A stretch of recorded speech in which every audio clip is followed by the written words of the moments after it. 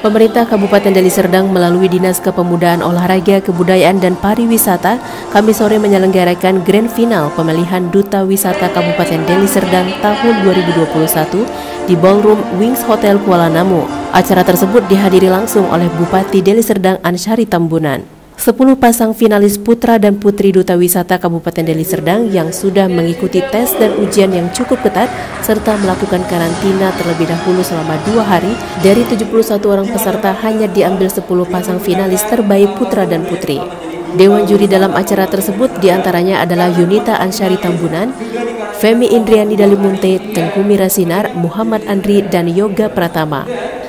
Setelah melewati berbagai tes, Dewan Juri menetapkan Yoga Putra Riananda dari Kecamatan Biru-Biru dan Nur Latifah dari Kecamatan Tanjung Morawa menjadi juara pertama putra dan putri Duta Wisata Kabupaten Deli Serdang tahun 2021. Selanjutnya juara kedua diraih oleh Andre Yudawitama dari Kecamatan Percisituan dan juara kedua putri diraih oleh Sabrina Oktaviliana dari Kecamatan Patumbak menjadi wakil 1 Duta Wisata Kabupaten Deli Serdang. Untuk juara ketiga putra diraih oleh Ramdan Syaputra Sitorus dari Kecamatan Pantai Labu dan juara ketiga putri diraih oleh Aryati Annisa Putri dari Kecamatan Patumbak menjadi wakil 2 Duta Wisata Kabupaten Deli Serdang. Makanya tentu busananya juga busana Melayu semua, karena kita memang dari khas daerah kita daerah Melayu.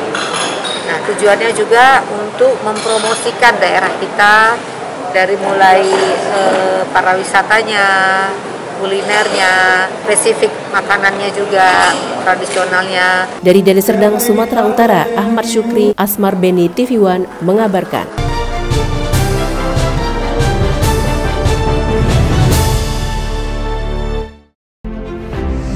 Pelaksanaan program Tentara Manunggal Membangun Desa atau TMMD yang ke-111 tahun 2021 terus dipacu. Program pembangunan jalan sepanjang 20 meter serta 2 jembatan penghubung 27 desa kini dalam pengerjaan. Inilah pelaksanaan pra-TMMD Tentara Manunggal Membangun Desa tahun 2021 yang dilaksanakan di Kecamatan Lalan, Kabupaten Musi Banyuasin, Sumatera Selatan. Program pembangunan jalan sepanjang 28 km ini dilaksanakan oleh anggota TNI Angkatan Darat dari Komando Distrik Militer atau Kodim 0401 Musi Banyuasin. Beberapa alat berat dikerahkan untuk memacu mempercepat pelaksanaan TMMD yang selesai nanti pada bulan Juli 2021. TMMD yang ke-111 ini sangat dinantikan oleh warga Kecamatan Lalan, terutama akses jalan penghubung antar desa sehingga berdampak pada ekonomi warga dan kesejahteraan warga di Kecamatan Lalan. Program TMMD Tentara Manunggal Masuk Desa yang dilaksanakan Kodim 0401 MUBA ini merupakan program dari Komando Atas TMMD ke-111 tahun anggaran 2021. Ini merupakan kegiatan yang dilaksanakan oleh TNI sebagai bukti nyata pengabdian TNI kepada masyarakat dalam rangka membantu pembangunan nasional. Kami melaksanakan TMMD ini bersinergi dengan komponen bangsa yang lain, yaitu dari Pemda, dari pihak kepolisian, serta dari dinas-dinas terkait maupun juga dari organisasi masyarakat yang ada, termasuk juga mahasiswa dan pramuka. Selain membangun jalan serta jembatan, TMMD ke-111 ini juga bertujuan untuk membantu warga dalam membangun desa. Dari Musi Banyuasin, Sumatera Selatan, Puja Kusuma, TV One mengabarkan.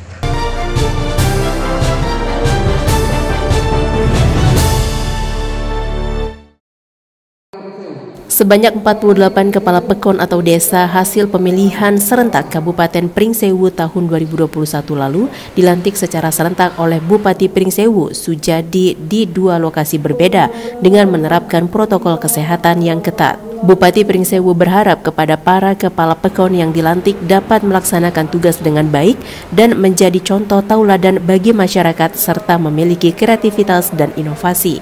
Untuk kepala pekon di Kecamatan Gading Rejo, Pringsewu, dan Banyumas dilaksanakan di Gor Bumi Jejama Secancanan, sedangkan untuk kepala pekon di Kecamatan Sukoharjo, Pagelaran Utara, Pagelaran Ambarawa, Pardasuka, dan Adilui digelar di GSD Pagelaran Kabupaten Pringsewu.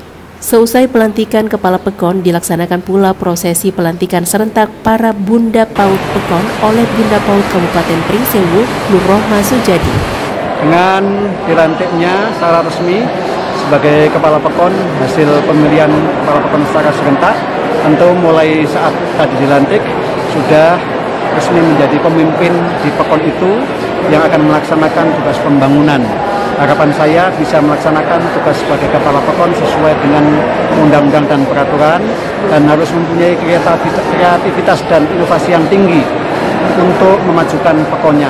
Semua yang dilantik berjumlah 48 Pekon dibagi dalam 2 tempat, yaitu di Kecamatan Pringsewu dan Kecamatan Pagelaran. Dan mereka supaya dapat cepat melaksanakan tugas sesuai dengan tupoksi yang ada sebagai Kepala Pekon. Kemarin juga sudah dilakukan pembekalan untuk para calon Kepala Pekon dan istri Kepala Pekon. Dari Pringsewu, Lampung, Pujiansyah, Nanang, TV One mengabarkan.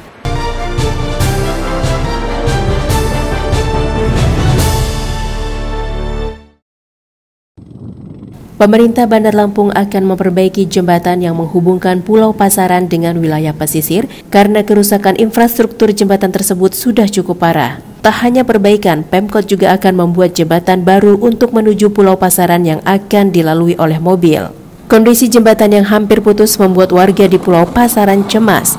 Bahkan pada bagian tengah jembatan berlubang, retak-retak, dan beberapa pembatas jalan roboh akibat jembatan kerap terendam saat air laut pasang. Tak hanya diperbaiki, fisik jembatan juga akan ditinggikan serta dilebarkan. Bahkan Pemkot Bandar Lampung juga akan membuat jembatan baru untuk menuju Pulau Pasaran yang dapat dilalui oleh mobil. Dana yang dialokasikan untuk jembatan Pulau Pasaran sebesar 2 miliar rupiah. Jembatan Pulau Pasaran yang memiliki panjang sekitar 100 meter tersebut memiliki lebar sekitar 2 meter, sehingga hanya bisa dilewati pejalan kaki dan kendaraan roda 2. Jembatan tersebut merupakan satu-satunya akses transportasi bagi warga Pulau Pasaran yang juga merupakan salah satu daerah sentra pengolahan ikan di Bandar Lampung. Selain akses transportasi, jembatan tersebut juga merupakan satu-satunya jalur evakuasi jika terjadi bencana. Membantu. Kalau nggak tahun ini dibangun, kalau nggak salah, saya lupa lagi dengan ini. Kita kan bangun bisa mobil masuk. Sudah diagendakan itu Pak Wali untuk dibangun Pak Wali? Udah saya bilang sama PU. Ya bukan jembatan itu dibuat baru sebelahnya. Oh artinya nanti jadi 2 jalur Pak Wali? Iya emang 2 jalur nanti ini. Mobil bisa masuk. Mobil. Ya, saya udah janji. Kira-kira kapan realisasinya Pak Wali? Ya nggak tahu PU. Ya. Sudah dianggarkan ya Pak? Udah dianggarin di PU. Berapa besar Pak? Nah nggak tahu saya tanya PU. Ya. Dari Bandar Lampung, Pujiansyah, TV One mengabarkan.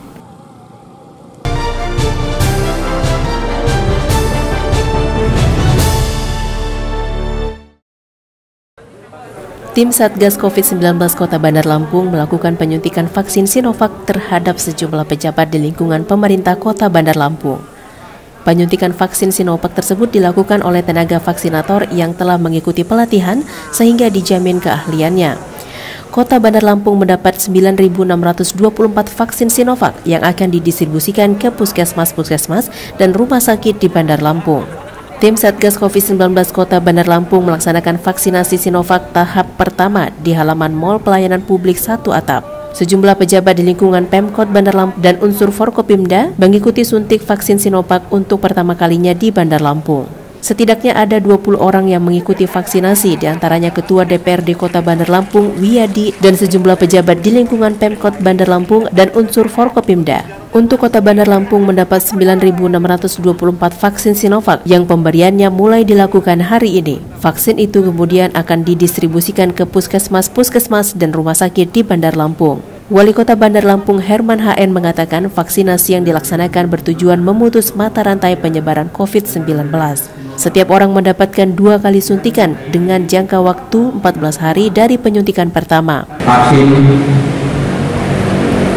COVID-19 ini tidak lain bagaimana kita memutus mata rantai COVID-19 di Kota Bandar Lampung, di Provinsi Lampung, di Indonesia ini.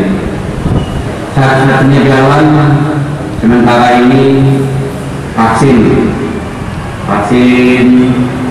Sinovac. Setiap orang akan menggunakan 2 kali ya. Dari Bandar Lampung, Pujiansyah TV One mengabarkan. Assalamualaikum warahmatullahi wabarakatuh. Televisi dan radio menjadi media yang penting dalam penyampaian berbagai macam informasi, termasuk hal-hal terkait pandemi COVID-19. Televisi dan radio dapat menyiarkan informasi yang membangun optimisme, motivasi, dan memberikan solusi pada masa COVID-19 ini. Semoga industri penyiaran Indonesia mampu memberikan tayangan yang semakin sehat dan berkualitas dan dapat membantu perekonomian di masa pandemi.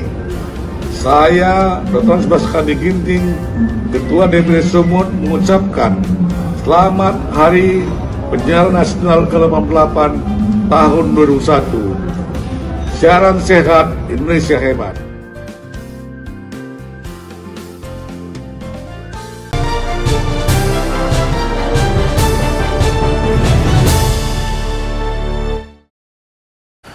Kedatangan pasukan Kodim 0416 Bungo di Pondok Pesantren Al-Ikhlas Bungo disambut baik oleh pimpinan Ponpes dan santri yang berjumlah ratusan orang dalam program safari tahajud yang dilakukan setiap minggunya di pondok pesantren yang ada di Bungo. Selain melaksanakan sholat tahajud berjamaah, Dandim Letkol Infanteri Arianto Maskari Subagio juga memberikan pencerahan rohani dan memberikan bantuan berupa puluhan paket sembako, Al-Quran, serta masker yang nantinya dapat dipergunakan serta bermanfaat untuk para santri. Program safari tahajud ini seringkali menuai pujian dari kalangan masyarakat Kabupaten Bungo, sebab di tengah kegiatan yang padat, aparat TNI menyempatkan diri untuk melakukan rutinitas tersebut pada dini hari. Selain itu, Kiai Haji Ustadz Husairi selaku pimpinan Ponpes Al-Ikhlas Bungo sangat berbangga sekali dengan kehadiran Dandim beserta anggotanya ke Ponpes yang dipimpinnya. Program ini memang alhamdulillah sudah yang ketiga kali kami laksanakan. Intinya sebenarnya kami ingin selain beribadah, kami ingin berbagi dengan masyarakat, khususnya adik-adik yang berada di pondok pesantren wilayah Kabupaten Bungo ini, sehingga selain peran kami memang sebagai kewilayahan yang melaksanakan fungsi pembinaan kewilayahan, kami juga ingin bersilaturahim seperti apa yang dilakukan oleh Rasulullah. Jadi saya sangat setuju dan sangat mendukung. Makanya kalau bisa itu bukan hanya setiap seminggu sekali, tapi setiap malam. Insya Allah Bungo ini adalah luar biasa. Dari Kabupaten Bungo, Jambi, Arizal Antoni, Taufik Iskandar, TV One mengabarkan.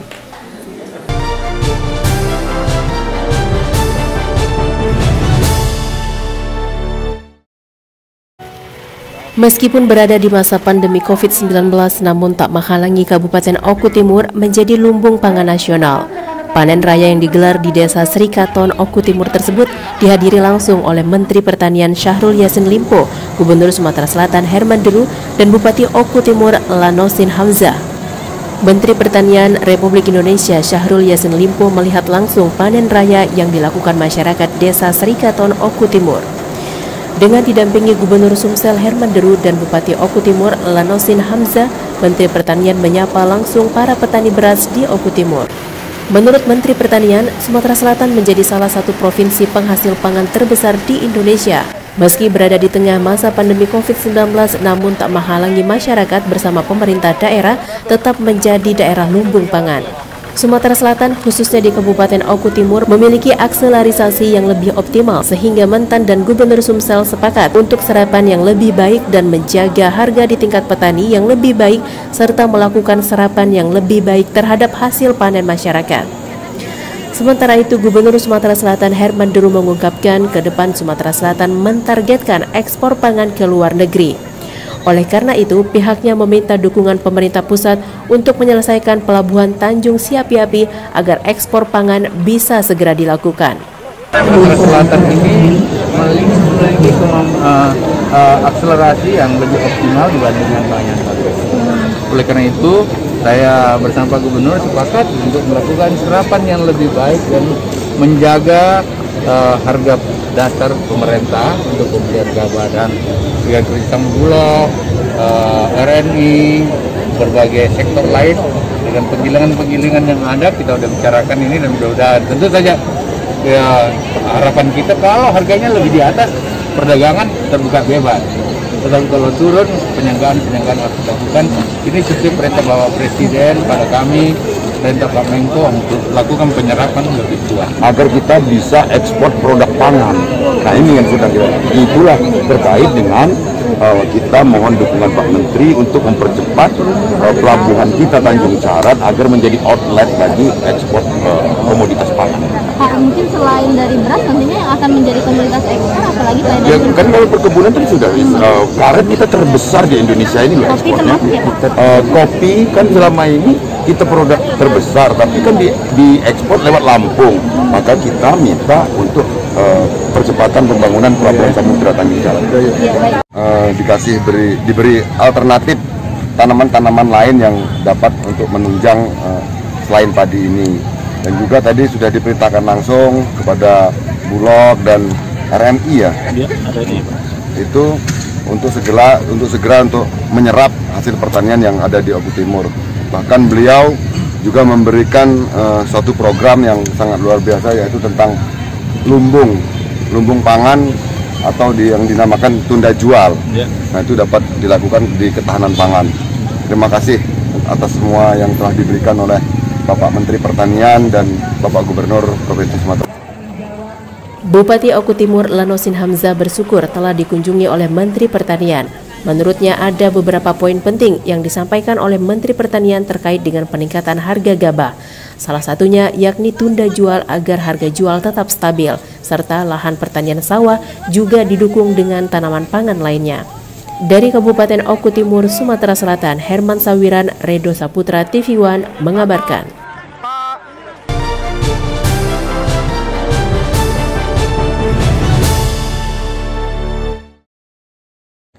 Ratusan masyarakat mulai dari mahasiswa dan tokoh masyarakat Oku menggelar aksi damai di depan halaman gedung DPRD Oku. Masa mendesak Gubernur dan Mendagri untuk segera menunjuk pejabat Bupati Oku secara transparan dan terbebas dari KKN. Ratusan massa di Kabupaten Oku pada Senin pagi menggelar aksi damai di depan gedung DPRD Oku.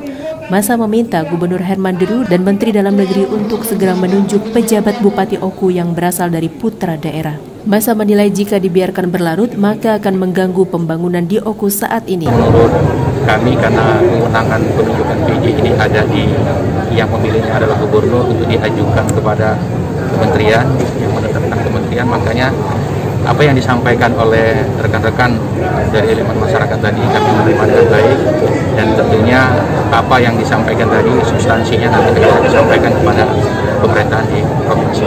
Ya kalau kita lihat ini kan yang namanya pengangkatan PJ itu adalah hak daripada Gubernur dan Mendagri, dan mereka sendiri pasti memberikan yang terbaik buat Oku. Mereka teriak yang demo kemarin ada nepotisme segala macam. Apakah mereka sudah tahu siapa yang akan jadi PJ di Oku? Dan apakah itu keluarga dari Gubernur? Nepotismenya kan, karena ini berhubungan langsung sama Gubernur ketika penetapan. Nah ini yang kita sayangkan terjadinya demo kemarin. Harusnya mereka harus pelajari dulu terlebih dahulu. Massa kemudian langsung membubarkan diri setelah anggota DPRD Oku bersedia menandatangani pernyataan sikap. Salah satunya meminta Gubernur segera menunjuk PJ Bupati Oku yang berasal dari putra daerah. Dari Kabupaten Oku, Sumatera Selatan, Herman Sawiran, Bagus Mihargo, TV One mengabarkan.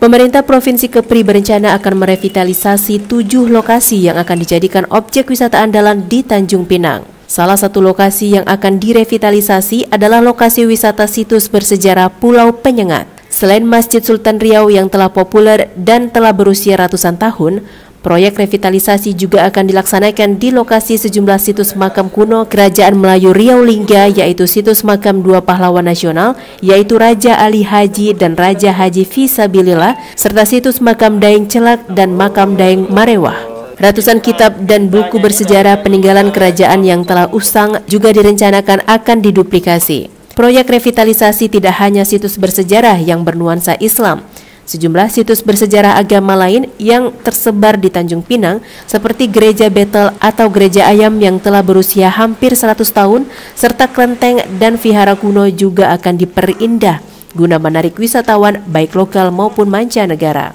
Bahkan wajah kota lama Tanjung Pinang yang masih terdapat sejumlah tempat lokasi kuliner dan bangunan kuno akan dipoles kembali dengan tetap mempertahankan identitas kota lamanya.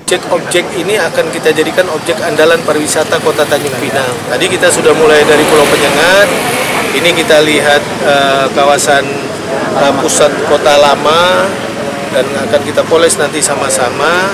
Kemudian kita mau ke Gereja Ayam, gereja yang tahun 1926 kalau tak salah itu, kita akan coba nanti lihat. Sebelumnya, Gubernur Kepri Ansar Ahmad juga melakukan peninjauan ke Gedung Bulog serta sejumlah pasar tradisional di Tanjung Pinang guna memastikan ketersediaan bahan kebutuhan pokok menjelang bulan suci Ramadan hingga Lebaran nanti. Dari Tanjung Pinang, Kepulauan Riau, Kurnia Syaifullah, Khairullah, TV One mengabarkan.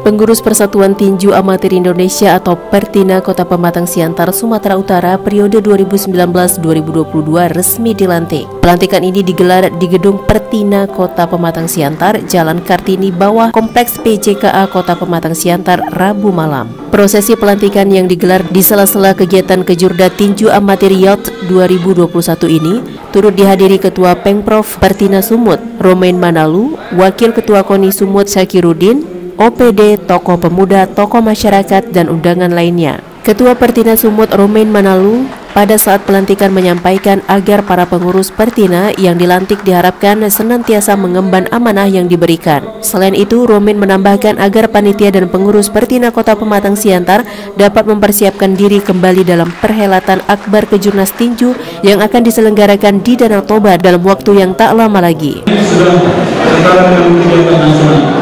Yang kedua, panitia dalam waktu singkat bisa mempersiapkan event selesai ini dengan baik dan harapan nanti setelah kegiatan ini ada Kejurnas di Danau Toba tanggal 19 Juni. Awal dari kebangkitan kita Pertina Pematang Siantar, saya mohon dukungan dari semua stakeholder baik wali kota maupun dari pemuda atau masyarakat, agama dan terutama insan pers. Usai pelantikan pengurus Pertina Kota Pematang Siantar dilanjutkan dengan pembukaan secara resmi pelaksanaan Kejurda Tinju Amatir Youth 2021 ditandai dengan membunyikan lonceng tanda dimulainya berbagai pertandingan dalam kegiatan ini. Dari Pematang Siantar, Sumatera Utara, Daud Sitohang, Indra Saragih, TV One mengabarkan.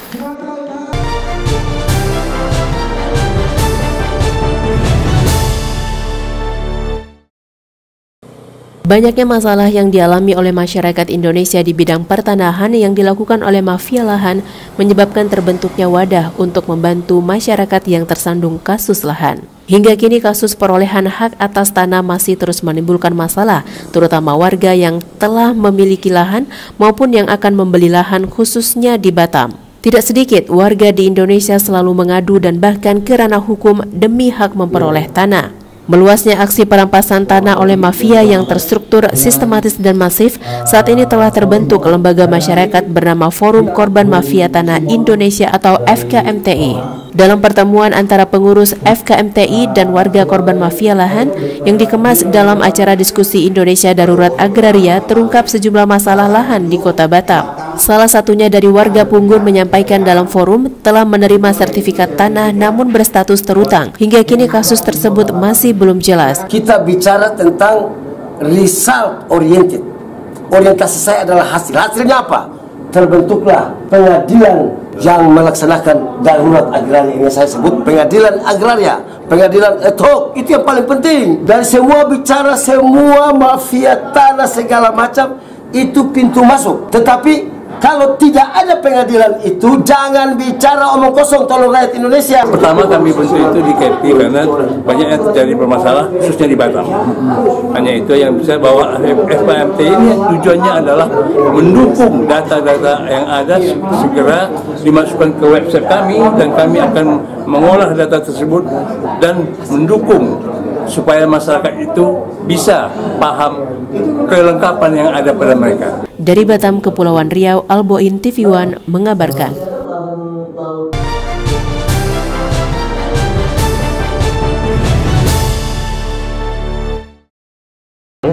Memperingati HUT Kemala Bayangkari yang ke-41 tahun, Bayangkari Polda Kepulauan Riau menggelar kegiatan penanaman bibit 200 terumbu karang dan bersih pantai di kawasan Pantai Teluk Baruk, Pulau Senoa, Kabupaten Natuna, Kepulauan Riau.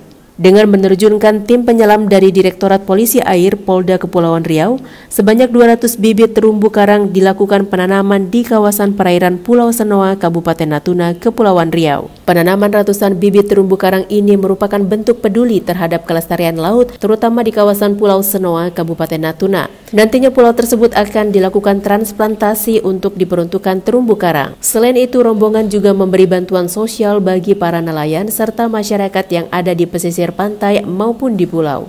Ketua Bayangkari Polda Kepri, Since Aris Budiman mengatakan dengan kegiatan ini ia berharap dan menghimbau kepada masyarakat khususnya di pesisir pantai untuk menjaga kelestarian laut dan keindahan tepi pantai. Kalau menurut saya ya secara masih tradisional sudah bagus. Belum ada tercemar Bu ya, masih alami Bu ya. Masih alami. Terus masalah kebersihannya tidak ada sampah yang menumpuk di jalanan ini. Masih sangat bagus. Saya berharap hal ini bisa tetap dijaga kebersihannya. Artinya kesadaran masyarakat Natuna untuk menjaga lingkungan alam itu sudah sangat bagus. Di jalanan dari awal kami datang saya perhatikan yang saya bilang tadi tidak ada sampah di jalanan, berarti tingkat kesadaran daripada masyarakat itu sangat bagus, sangat tinggi.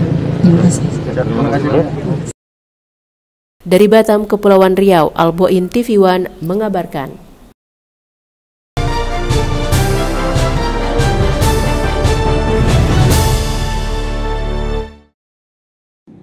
Rapat Paripurna Istimewa DPRD Kabupaten dengan agenda peringatan HUT ke-12 Kabupaten Pringsewu digelar di gedung DPRD setempat. Rapat paripurna dengan standar protokol kesehatan tersebut mengangkat tema mewujudkan Pringsewu tangguh, sehat, dan produktif di era adaptasi kebiasaan baru agar tidak menjadikan pandemi sebagai alasan untuk berhenti berkarya dan berinovasi. Rapat paripurna dipimpin oleh Ketua DPRD Suherman didampingi Wakil Ketua 1 dan 2 DPRD Pringsewu, Mas Tua dan Rizky Raya, dihadiri Bupati Pringsewu Sujadi dan Wakil Bupati Pringsewu Fauzi. Rapat ini juga dihadiri oleh staf ahli Gubernur Lampung bidang pemerintahan hukum dan politik Irwan Sihar Marpau mewakili Gubernur Lampung. Dalam rapat paripurna ini juga dibacakan sejarah singkat berdirinya Kabupaten Pringsewu dan prosesi pemotongan tumpeng oleh Ketua DPRD Pringsewu yang diserahkan kepada staf ahli Gubernur Lampung, Bupati Pringsewu dan Wakil Bupati Pringsewu. Paripurna untuk ulang tahun Kabupaten Pringsewu yang ke-12. Harapan untuk ulang tahun ini yang pertama, semoga Kabupaten Pringsewu di usia yang ke-12 ini yang telah disampaikan oleh Bupati juga tadi udah pembangunan yang ada di Kabupaten Pringsewu semakin meningkat. Kemudian ke depan tantangan itu lebih besar lagi. dan lebih butuh perhatian dari kita, khususnya DPRD, pemerintah daerah, dan masyarakat. Kedepan, pemerintah Kabupaten Pringsewu akan berupaya mengedepankan inovasi-inovasi terbaru yang dapat menunjang pertumbuhan ekonomi serta daya saing daerah dan kesejahteraan masyarakat sesuai bidang yang menjadi kewenangan daerah. Dari Pringsewu, Lampung, Pujiansyah, Edi Priantono, TV One mengabarkan.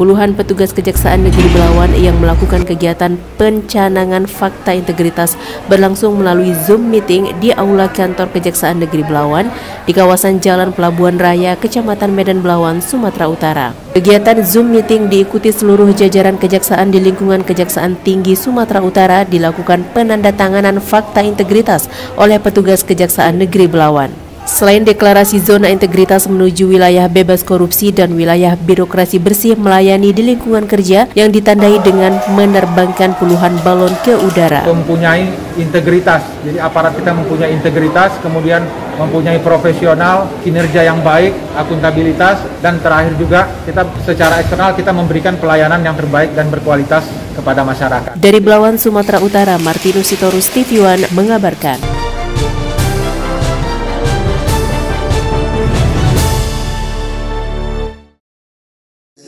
Pemerintah dalam hal ini berupaya untuk membantu meningkatkan perekonomian masyarakat dikarenakan baru-baru ini dengan pandemi COVID-19 serta pasca virus penyakit African Swine Fever serang hewan berkaki empat.